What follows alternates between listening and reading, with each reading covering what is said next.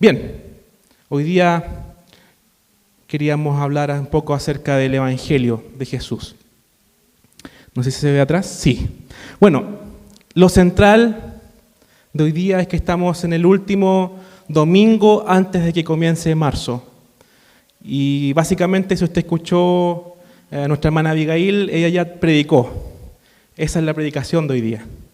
¿En quién confiaremos? Si estamos a la puerta de un mes que todos los años se nos avecina como nueva oportunidad para el desarrollo, como una nueva oportunidad para cambiarnos de trabajo, una nueva oportunidad para cambiarnos de casa, una nueva oportunidad de comenzar un ciclo nuevo, este año aparentemente no tiene tan buenas noticias, o al menos así es lo que se espera, a las puertas de un marzo distinto, en las puertas de un marzo diferente. En las puertas de un marzo que se vaticina que va a ser muy violento. A las puertas de un marzo que dicen que vamos a tener muchas rencillas entre nosotros inclusive.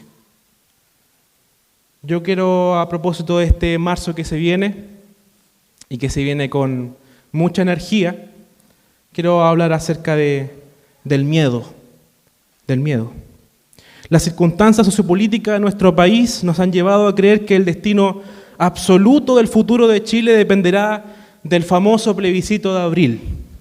El mundo evangélico no solo ha sido tironeado históricamente, y este último tiempo en particular, sino que además hoy está abiertamente en un conflicto interno, los que indican que debemos rechazar la posibilidad de una nueva constitución han aprisionado la verdad.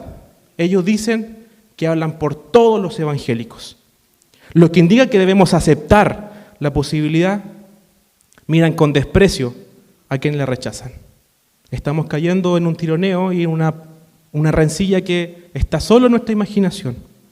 Por otro lado, y no es que sea profeta, todos lo sabemos, se nos viene un mes de marzo complejo. Dios nos ayude a hacer el sal a pesar del amargor del día a día. Dios nos ayude a hacer luz en medio de tinieblas. Dios nos ayude a hacer la ciudad sobre la colina. Fíjense esta figura. La figura no es solamente la sal y la luz, es la ciudad sobre la colina. Es decir, ejemplos de justicia, de paz y de gozo en nuestra comunidad. Ser ejemplos. ¿Podemos ser la ciudad sobre la colina para la sociedad de hoy día? Es una buena pregunta para nuestra iglesia. Estas condiciones de distintos grupos dentro del mundo evangélico no son únicas de Chile. Solo recuerde cuántos conflictos ha causado temas controversiales como el divorcio, la despenalización del aborto, la legalización de la marihuana, el matrimonio homosexual, la diversidad de género, el feminismo y un largo, etcétera. Todas esas causas por las que la sociedad ha tenido cierta sensibilidad han provocado divisiones entre los evangélicos y alianzas entre algunos con ciertos grupos políticos. En esto último, no podemos equivocarnos. Una definición sencilla nos ayudará.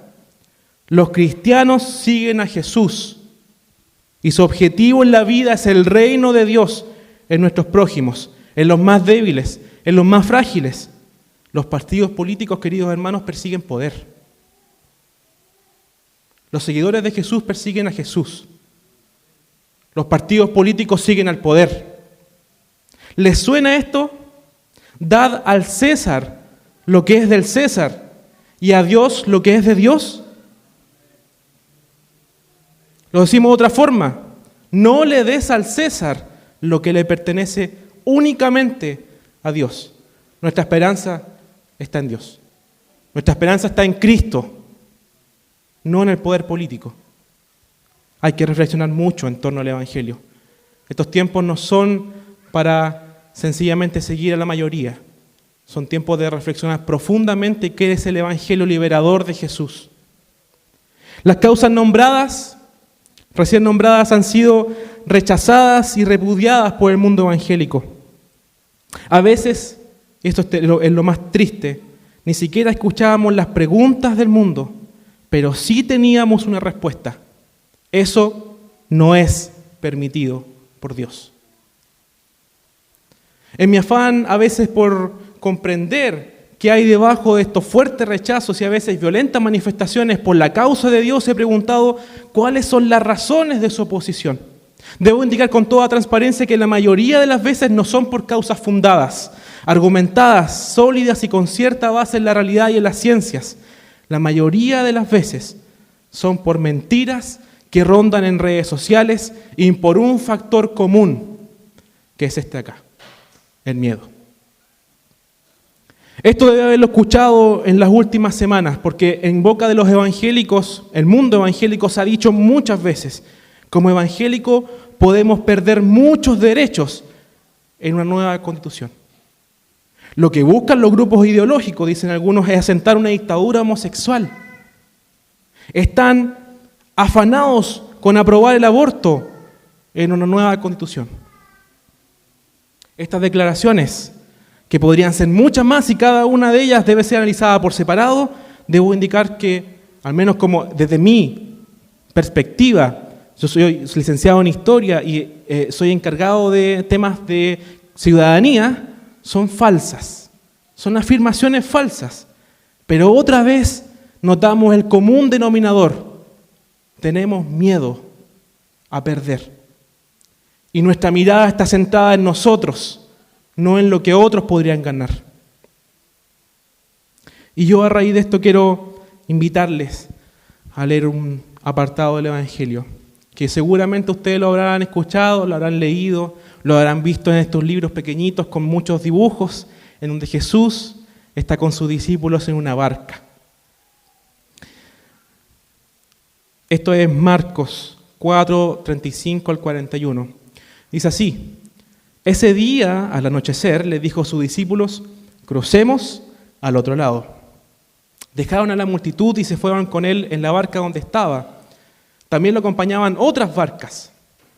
Se desató entonces una fuerte tormenta y las olas azotaban la barca, tanto que ya comenzaba a inundarse.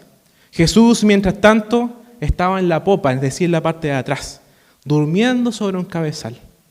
Así que los discípulos despertaron. Maestro, gritaron, ¿no te importa que nos ahoguemos? Él se levantó, reprendió al viento y ordenó al mar: silencio, cálmate. El viento se calmó y todo quedó completamente tranquilo. ¿Por qué tienen tanto miedo?, dijo a sus discípulos. ¿Todavía no tienen fe? Ellos estaban espantados y se decían unos a otros: ¿quién es este que hasta el viento y el mar lo obedecen?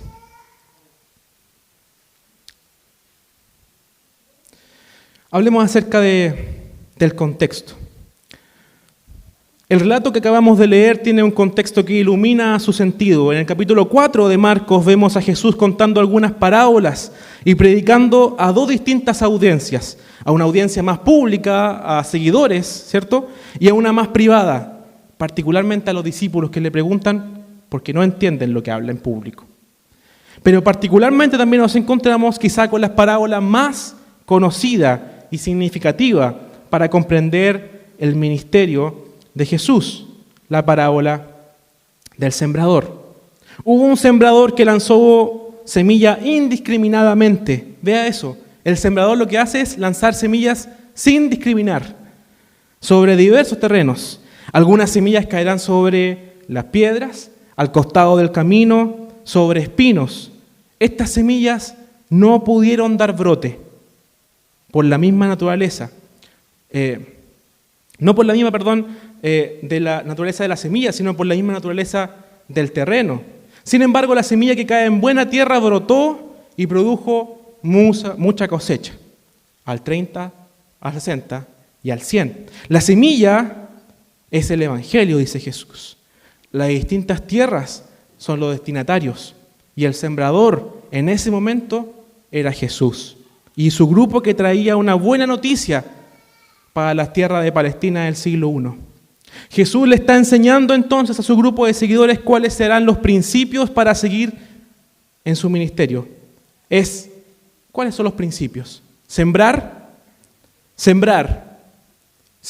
y ahí viene cuál es la cuarta: seguir sembrando. Nadie en su sano juicio sembraría sobre piedras o malgastaría la semilla como a ese sembrador se le ocurría. tirarla sobre el camino, tirarla de los espinos. Pero el principio de Jesús sigue siendo sembrar, a pesar de la tierra, seguir sembrando. Pero ahí hay un fuerte mensaje que hoy podríamos formularlo así. El Evangelio es, por todos los medios, a todas las personas, sin importar quién. Esa es la forma en que debíamos seguir a Jesús. Continuó con algunas parábolas, y acá están las parábolas para su análisis. Una lámpara en la repisa que guarda relación con iluminar los contextos, con comunicar el Evangelio. La semilla que crece, y agregaríamos, crece sola, es decir, el crecimiento viene de la tierra y del Padre que está en los cielos, no de los sembradores. El crecimiento viene de Dios, no de los que siembran.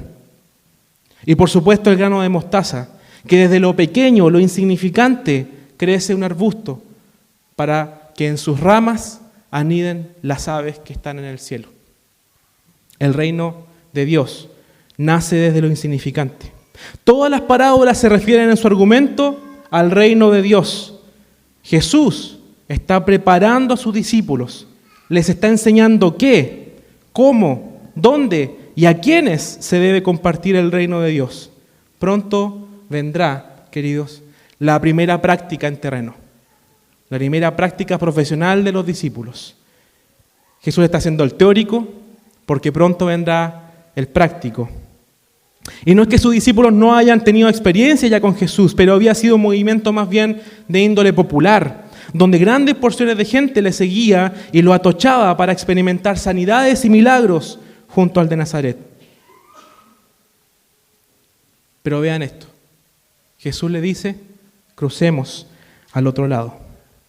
Crucemos al otro lado para los oídos de un judío significaría cruzar el mar de Galilea y el lago de Genesaret, porque en realidad eso no es mar, es un lago. Ellos le decían el mar de Galilea. Crucemos hacia el otro lado a llegar a un puerto de una zona pagana, Decápolis. Ahí se encontraría con un endemoniado, Gadara, en el endemoniado de Gadara. No quiero caer en esa es más o menos la figura, ¿cierto? Ellos están cerca de Capernaum y tienen que cruzar a lo que se llama ahí como Hipos. Tienen que cruzar algo así como 12 kilómetros. Cruzar al otro lado para un judío significaría verdaderamente algo un poco desafiante. No sé si tan atroz, pero sí muy desafiante, un peligro. No quiero caer en una falsa imagen de los judíos, no les mentiré. No es que los judíos odiaran profundamente a los extranjeros y que consideraran absolutamente impuro acercárseles. De hecho, había muchos extranjeros o gentiles que practicaban el judaísmo. A ellos se les denomina prosélitos. Había también sinagogas que se construían y se reunían en tierras paganas y gentiles. A eso se le denominaba diáspora. Por tanto, el asombro de sus discípulos no era tanto por la cercanía y rol que jugaban los extranjeros, sino más bien porque en la primera práctica profesional de discípulos que tendrían, deberían ir a compartir lo que les pertenece a los judíos primero. Jesús hace que la primera práctica de discípulo desafíen un apartado cultural muy importante para los judíos. Ir donde no debemos ir. Compartir las perlas preciosas con los cerdos. Ir a mostrar el gran tesoro a los paganos antes que a los judíos. Esto es muy importante. Cruzar el lago e ir a predicar el reino de Dios al otro lado significaría entonces encontrarse con prácticas no aprobadas por la ley judía. ¿Por qué tendrían ellos que recibir el reino de Dios ante que toda la región de Palestina? ¿Por qué Jesús querría compartir con ellos? ¿Habría evaluado bien los peligros? ¿Acaso no tiene miedo? Son preguntas que se deberían haber hecho los discípulos.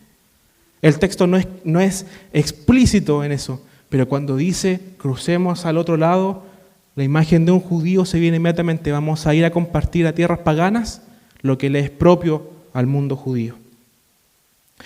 Jesús entonces decide avanzar, arriesgarse. Lo cierto es que Jesús lo propone y dispone a dejar la fama de la multitud que estaba junto a él. Este punto es muy crítico. Jesús no arranca desde una zona peligrosa. Por tanto, cruzar a Gadara, a la zona gentil, no es su última opción. Jesús decide cruzar al otro lado en condiciones de comodidad.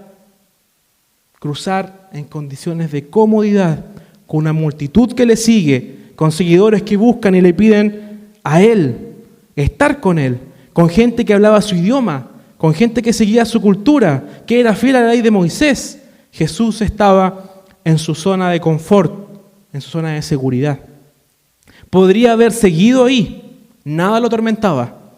Sin embargo, decide avanzar, arriesgarse, poner en peligro su reputación y cruzar hacia el otro lado. Mi pregunta: ¿en quién pensaba Jesús cuando cruzó? ¿En sí mismo? ¿En su bienestar? ¿En aquello que él podía perder? ¿O en aquello que otros podían ganar? Entonces está el panorama así. El objetivo de Jesús: llevar a su grupo de seguidores hacia el otro lado del mar de Galilea, a tierras paganas, a predicar el reino de Dios. Ojo que predicar no es exactamente lo que hago yo en este momento, sino que también ayudar, servir, amar. En el caso de Gadara, predicar fue liberar a un endemoniado y con ello liberar a la provincia de una opresión en particular. Pero como ya de costumbre, en las películas que todos nosotros vemos y también en las novelas dramáticas, Marcos también es un escritor con este sentido. Hay obstáculos y un drama que va en avance. Se desata, esa imagen no es de la barca de Jesús, es la imagen de una película que se llama La tormenta perfecta. Se desata según Marcos ya había escrito este guión antes se desata según Marcos la tormenta perfecta. Un fuerte viento golpea la barca. La mar se descontrola, pareciera no dar tregua. La barca, que era algo, por si acaso, muy distinto al Titanic, y ya ven cómo terminó el Titanic, se comenzaba a inundar estrepitosamente, a punto de abnegarse. Sería lo que más dice explícitamente el texto. Este es el punto de la crisis del primer viaje, en las puertas del naufragio y quizás la muerte. Mientras tanto, en la parte trasera de la barca, cómodo, relajado y despreocupado, dormía nuestro Maestro, Jesús. Ni cuenta se había dado que en medio del mar el mundo de los discípulos se estaba acabando de a poco. Los discípulos creían que era el fin del mundo casi. Era casi su propio apocalipsis. El grito de los discípulos es dramáticamente gracioso. ¿No te importa que nos ahoguemos?, le dicen. Le reclaman casi como un tono medio desafiante. Imaginen el nivel de angustia de esos pobres hombres. Pensaban que ya morían, se veían con el agua hasta los tobillos y se daban por solo. Ese pequeño lapso de crisis desencadenó todo un mar de desconfianzas. No le importó lo que habían visto y escuchado de Jesús. Los embargó el terror absoluto. La gran expedición de Jesús y sus discípulos, lo que hemos denominado como su práctica profesional, se vio amenazada por una simple tormenta. Jesús les predicaba de una vida abundante, eterna, de relacionarse con la eternidad, la vida de Dios, y ellos se asustaban por una simple tormenta. Hicieron de la tormenta todo el mensaje de Jesús. Quizás a muchos les llamará la atención el reclamo de Jesús para con el mar y el viento. Se le ve hasta molesto y en muchas reacciones y recreaciones, imágenes, se le representa así. Signo irrefutable de que es mejor dejar a los seres humanos dormir y que se despierten solitos. Nosotros lo aprendimos en el Congreso, no había que despertar mucho a las chiquillas porque se ponían mal humor, que despierten mejor solitas. No, pero el reclamo de Jesús contra el viento es algo muy significativo. Luego de tan abrupto despertar, en el que Jesús mismo es interpelado por sus discípulos, viene la reprimenda, y es lo central que queremos hablar hoy. Jesús pregunta: ¿por qué tienen tanto miedo? ¿cómo es que todavía no tienen fe? Noten lo esencial. Lo contrario a la fe no es la incredulidad, no es la increencia, mucho menos la duda. De hecho, de las cosas que hemos aprendido es que debemos arriesgarnos a la duda. Sentámonos en confianza para dudar. Busquen respuestas, busquemos respuestas. Esforcémonos por superar los prejuicios. Es posible dudar y adorar a la vez. La duda también es parte de la fe, no es lo contrario. Sin embargo, lo contrario a la fe es el miedo, que inmoviliza, que causa terror, que nos hace ahogarnos en vasos a veces inventados por nosotros mismos. El miedo es a la vez un signo de egoísmo, pues si hubiese en este apartado evangélico triunfado el miedo, hubiese triunfado también el egoísmo de no compartir las buenas noticias con los paganos. Lo repetimos, lo contrario de la fe es el miedo que trastoca, exagera y deforma la realidad. La realidad no es así, hermanos. Mis miedos, tus miedos, transforman la realidad y nos hace ver lo que nuestros miedos quieren ver. La reprimenda de Jesús no es por lo natural de un sustituto que puede traer una situación como la narrada por el Evangelio de Marcos, sino porque se quiere tomar una decisión motivada por el miedo. ¿Qué cosa buena puede salir del miedo? Nada. Una pequeña reflexión en torno a este pasaje bíblico. El miedo ha sido definido como una emoción básica del ser humano. Básica, pero desagradable, porque no la queremos sentir. Muy comúnmente, al sentir miedo, nos sentimos también desprotegidos, indefensos, a la deriva. Cualquier cosa podría suceder. Naturalmente surge cuando creemos que estamos bajo amenazas y la mayoría de las veces el miedo es catalizador de acciones violentas. Nos defendemos rápidamente, pues tenemos miedo a ser dañados. Lo anormal no es sentir miedo. Queridos y queridas, lo importante es qué haremos con nuestros miedos. ¿Qué vamos a hacer con nuestros miedos? Y también preguntarnos, ¿qué hemos hecho en esta crisis con nuestros miedos? La consigna dice, Chile cambió. La pregunta es, ¿la iglesia cambió con este Chile?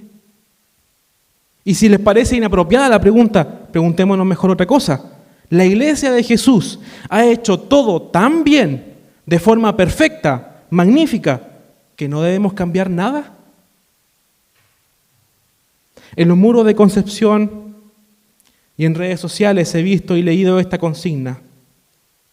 Con mis hijos no te metas. Una fuerte declaración con un contenido político. También en ella es parte de una campaña inicialmente organizada por el mundo evangélico, porque habían circunstancias y proyectos de ley que no nos parecían. No quiero ridiculizar la reflexión, solo cuestionarme un par de cosas.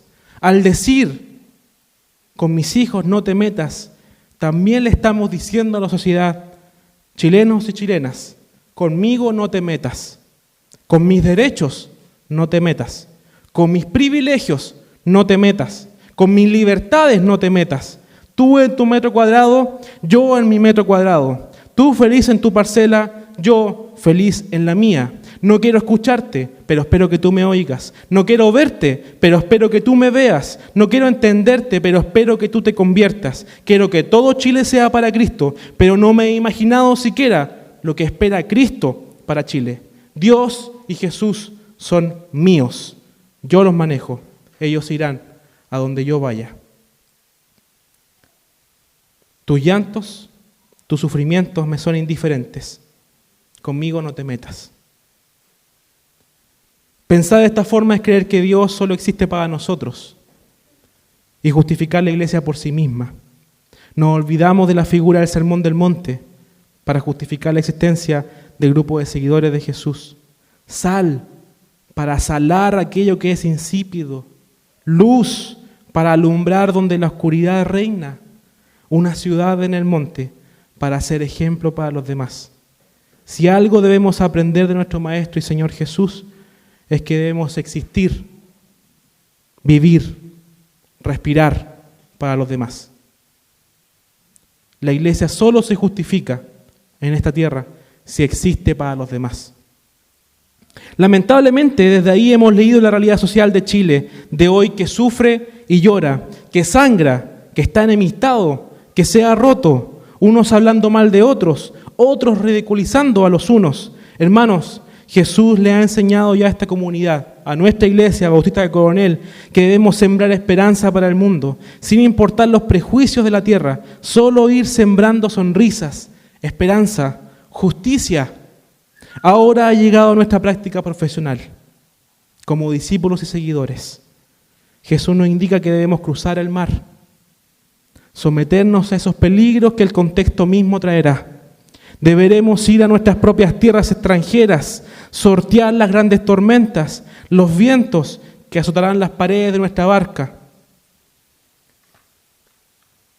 el agua que se meterá adentro y amenazará hundirnos, aprender a hablar el lenguaje de la gente, mirarlos sin prejuicio, liberar a los condenados por su condición de endemoniados, verlos con los ojos de Jesús. Apliquen cada uno de ustedes esto a su propia realidad y verán cómo el Evangelio de nuestro Señor ilumina nuestros contextos. Dicho de otra forma, no es lo más cristiano votar A o votar B, sino que a pesar de cuál sea el resultado, seguiremos confiando en Jesús y su proyecto. Lo repito, no es lo más cristiano votar A o votar B, sino que a pesar de las circunstancias, confiaremos en Él. Esto no está escrito en la Biblia, pero lo he imaginado. Después que Él calmó la tormenta y le dio un merecido reto, estoy hablando de Jesús, los discípulos, temerosos por la crisis en la barca, pero también porque cruzarían un destino peligroso y desconocido, gritaban a viva voz: Gadara, conmigo si cuentas, conmigo si te puedes meter. Estamos abiertos a la posibilidad de dialogar. Queremos oírte, queremos verte, queremos estar contigo. Eso, hermanos, es confiar en Jesús y dejar el miedo. Una canción del cantautor colombiano Santiago Benavides, evangélico, bautista, para la gloria del Señor, dice: y si te sientes débil y no puedes dar el paso, en tu fragilidad te sostendré.